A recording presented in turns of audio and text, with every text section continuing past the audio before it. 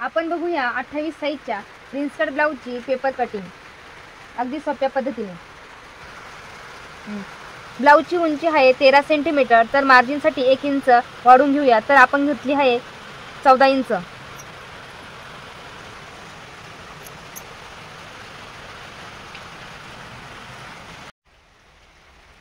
ब्लाऊजचा कमरघेर आहे 28 साईज, तर आपण 28च्या 4 पट निम्मा 7 वर मार्किंग करून घेऊया। टीप मारण्यासाठी 2 इंच वाढवून घेऊया, तर 9 वर मार्किंग करूया। ब्लाऊजची छाती आहे 28 सेंटीमीटर, तर आपण 28च्या 4 पट निम्मा 7 वर मार्किंग करूया आणि टीप मारण्यासाठी 9 वर मार्किंग करूया। आता आपण बघूया पाठीमागचा गळा व शोल्डर किती इंच घ्यायचं।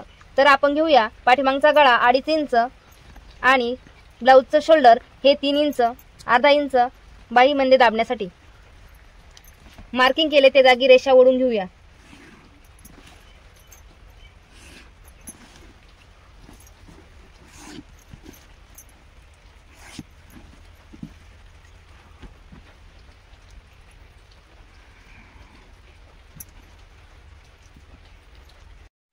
आता आपण पाठीमागचा भाग काढून घेण्यासाठी इथे 1.5 इंच मार्किंग करूया।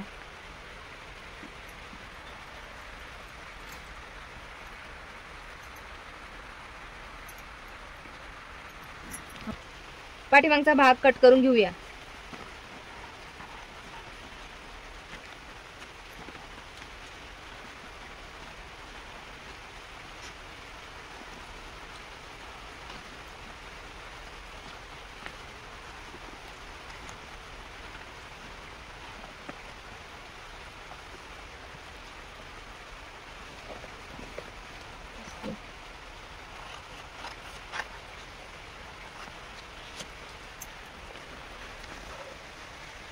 पाठीमागचा भाग कट करून घेतला, तर आम्ही इथे 1.5 इंच घेतला। तर पुढचा भाग कट करण्यासाठी आता इथे अर्धा इंचावर मार्किंग करणार आहोत।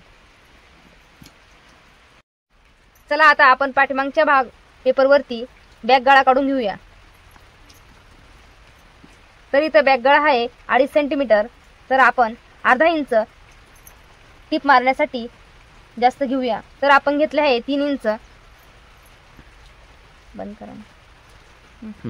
पाठीमागचा गळा काढण्यासाठी 1 इंच वर मार्किंग करून घेऊया।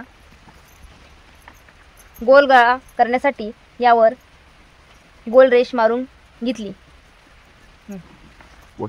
पाठीमागचा गळा कट करून घेऊया।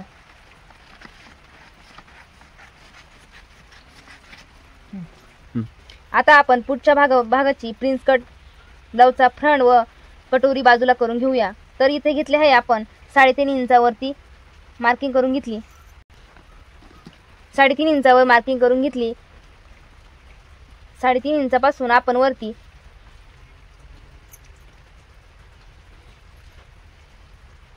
1 इंच घेऊया। 3.5 इंचापासून आपण ह्या साईडला फ्रंट काढण्यासाठी 1.25 इंच वरती मार्किंग करूया आणि प्रिन्स कट ब्लाऊजची कटोरी काढण्यासाठी 1.25 इंच वर मार्किंग करूया। आपण पॉइंटला जोडून घेऊया। तर मी इथे जोडून घेतले आहे।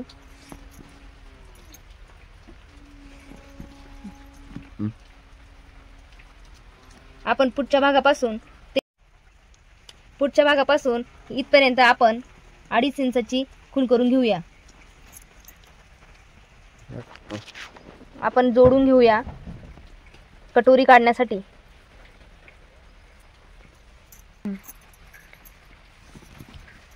आपण इथे घेणार आहोत पुढच्या गळ्यासाठी मोंडा 6 सेंटीमीटर।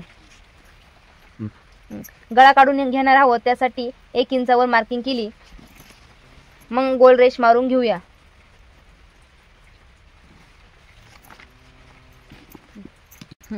आता आपण पेपर कटिंग करून घेऊया। तर मी इथे फ्रंट कट करून घेत आहे।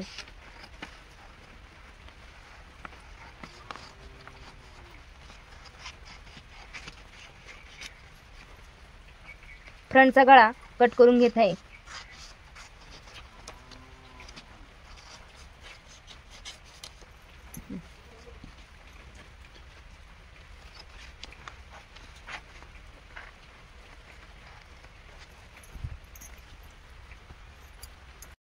अशा प्रकारे आपण 28 साईजच्या ब्लाऊजची पेपर कटिंग करून घेतली आहे. पुढच्या व्हिडिओमध्ये आपण पेपर कटिंग व अस्तर कटिंग करणार आहोत.